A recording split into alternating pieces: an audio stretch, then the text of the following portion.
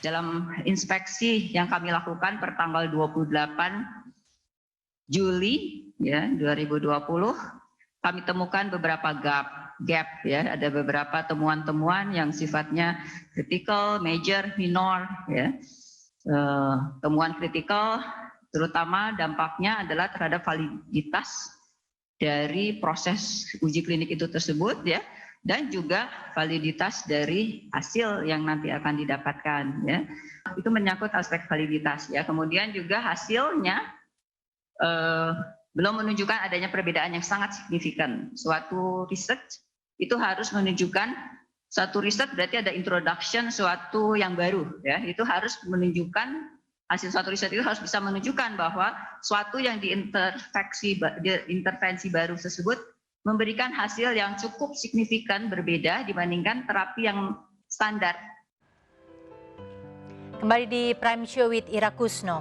Pemirsa, itu adalah tadi tanggapan dari Kepala BPOM Penny Lukito. Bu Penny sebenarnya sudah confirm kepada kami sebenarnya ingin mau hadir sebagai narasumber begitu walaupun lewat Skype karena beliau berada di Bandung, tetapi mendadak mengabarkan harus undur diri karena ada rapat mendadak antar menteri untuk pembicaraan soal vaksin ini.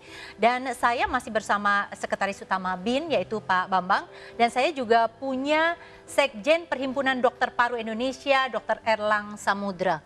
Selamat malam, Dok. Jadi saya akan bacakan dulu ini mengenai apa sih sebenarnya kombinasi obat yang diteliti ini oleh pihak UNER, sponsornya adalah TNI Angkatan Darat dan BIN.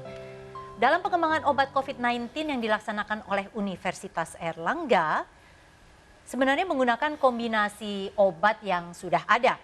Jadi Anda bisa lihat di sini di grafisnya, diantaranya adalah kombinasi lopinavir ritonavir dan asitromisin.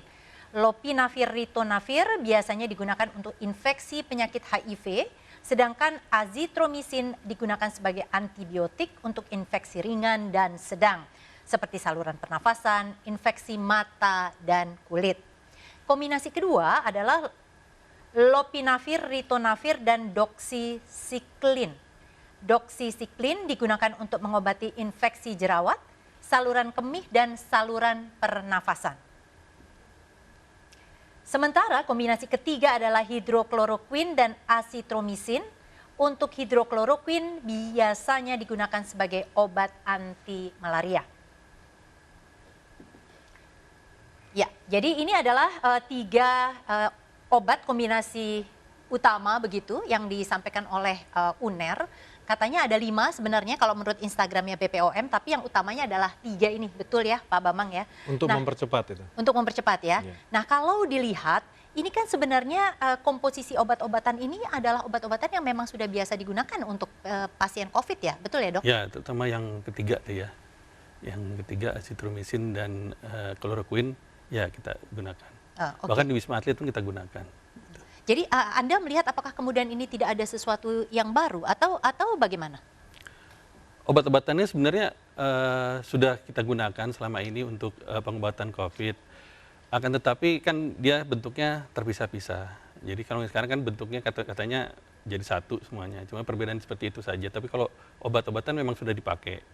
Tapi kan semua juga lisensinya sebenarnya bukan obat untuk COVID. Jadi belum disetujui oleh dunia ya.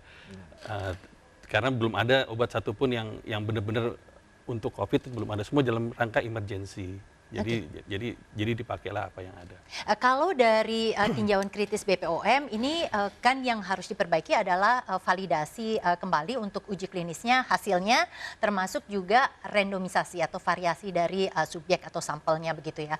Kalau yang Anda lihat dalam hal ini, jadi apa ya tanggapan BPOM ini artinya apa? Kalau dilihat validitas berarti kan kalau memang ada kekurangan ya berarti tidak valid. Jadi mungkin penambahan jumlah sampel atau protokolnya yang nggak sesuai atau gimana, itu saya nggak ngerti tentang protokolnya seperti apa, saya juga nggak tahu.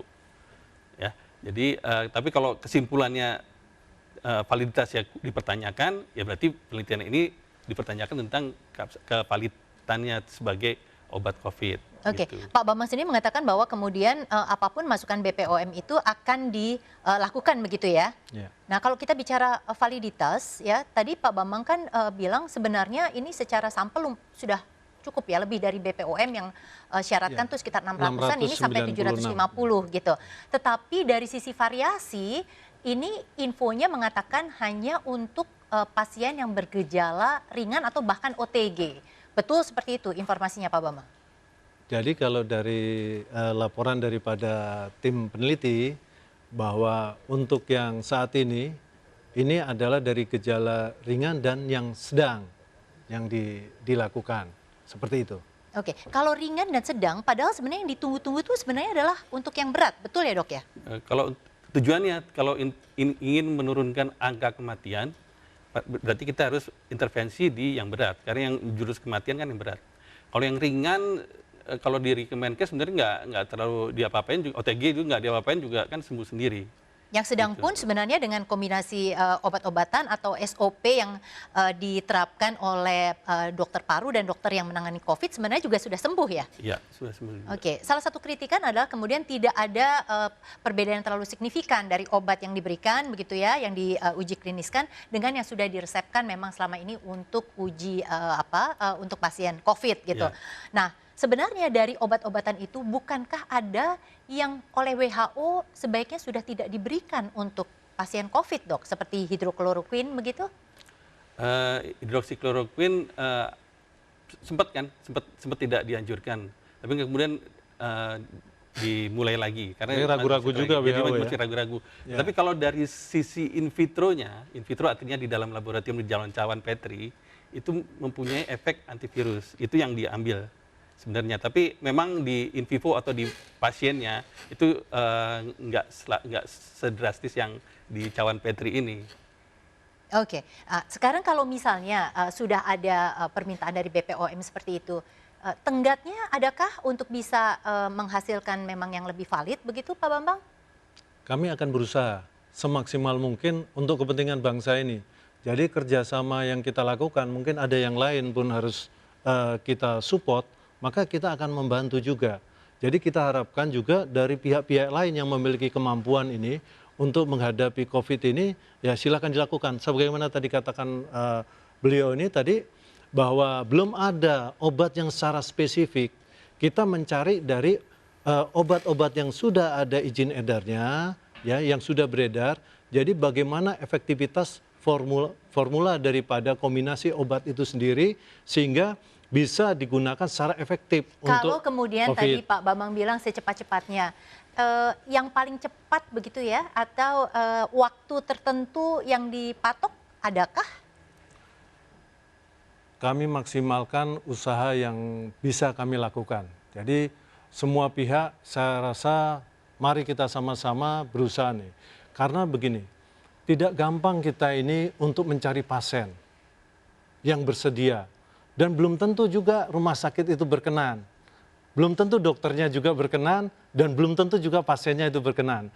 Jadi ini kalau kita sama-sama berusaha untuk mengatasi ini untuk kepentingan bangsa, karena dampaknya sangat luas. Ekonomi kita bermasalah dengan kondisi ini, kita berusaha untuk mengatasi masalah itu, kuncinya masalah adalah di COVID itu. Oke. Jadi perjuangan ini harus sama-sama kita lakukan. Oke, sekarang, Jadi bukan sendiri-sendiri. Ini bukan perjuangannya hanya UNER dan BIN atau TNI AD saja, tapi ini masalah kita semua. Mari kita sama-sama berusaha untuk mengatasi ini. Iya, nah kalau dari dokter paru ini yang paling bersentuhan dengan COVID begitu ya, sebenarnya ketika kemudian ada obat seperti ini, apa sih tanggapannya? Sebenarnya obat yang disampaikan tadi itu sudah kita pakai semuanya. Kita pakai di pelayanan untuk pengobatan COVID. Itu sudah kita pakai. Jadi sebenarnya bukan sesuatu hal yang baru lagi sebenarnya. Tapi seperti tadi saya sampaikan, efektivitas sama ininya kan masih dipertanyakan semuanya. Karena belum ada obat yang spesifik untuk COVID ini. Banyak juga sekarang ini udah lagi berlangsung juga banyak clinical trial untuk berbagai macam obat dan suplemen dan segala macam, itu banyak yang sedang berlangsung di Indonesia sekarang ini. Kita tunggu hasilnya saja. Oke, kalau kemudian orang mencampurkan antara obat herbal begitu ya dengan obat-obat farmasi yang sudah diresepkan, itu sebenarnya seperti apa sih, Dok? Ada beberapa produk herbal juga sedang berproses juga sekarang ini, uji klinis juga sama. Untuk COVID, khusus COVID. Untuk COVID, mungkin ada beberapa. Dan itu sesuai dengan protokolnya.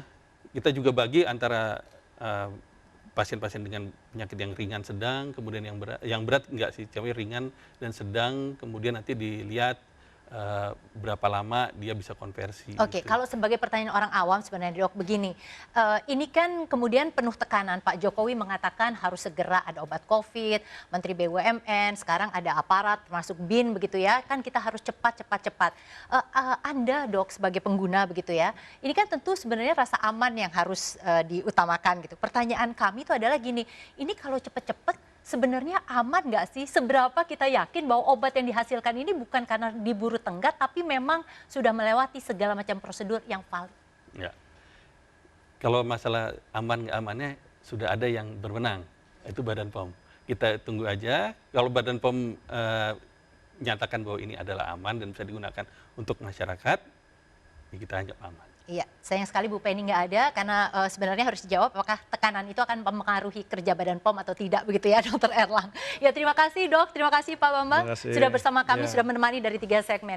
Pemirsa tetaplah bersama kami, Prime Show with Ira Kusno akan segera kembali.